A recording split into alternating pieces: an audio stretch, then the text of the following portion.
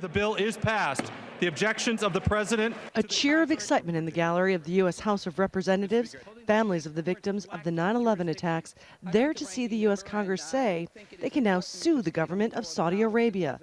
Kathy Owens was in the crowd. She lost her husband, Peter. The people who financed 9/11 have still been not brought to justice. They're walking around free as birds, conducting business as usual.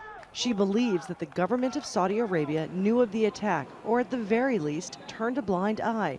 And for 15 years, she has been pressuring the U.S. Congress to change the law that kept her and many others from suing for damages. Are there any senators in the chamber wishing to vote or to change their vote? The Congress passed that law, but U.S. President Barack Obama vetoed it. Now, for the first time in his entire presidency, the Congress has overruled his veto. If the Saudi government had no involvement in 9/11, it has nothing to fear. But if it was culpable, it should be held accountable.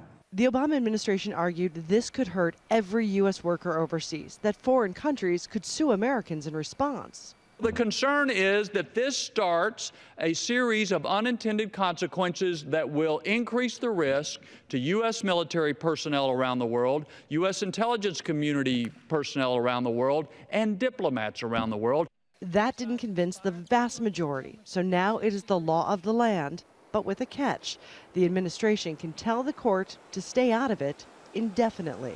And I think because the U.S. executive branch has expressed every interest in wanting to keep these claims out of court because of the diplomatic consequences that arise, I think we should fully expect that they will be asking the court to stay proceedings. As soon as proceedings have been stayed, they can in fact be stayed indefinitely, provided the U.S. government continues to say it's in good faith negotiations with the government of Saudi Arabia. The government of Saudi Arabia has always insisted it had no role in the 9/11 attacks. They had threatened to sell off hundreds of billions of dollars of U.S. bonds and assets if this bill became law. We were unable to reach anyone at the Saudi embassy in Washington to find out if they plan to make good on that threat. But because of the way this law is written, it's unlikely they'll have a reason to, at least for now. Patty Culhane, Al Jazeera, Washington.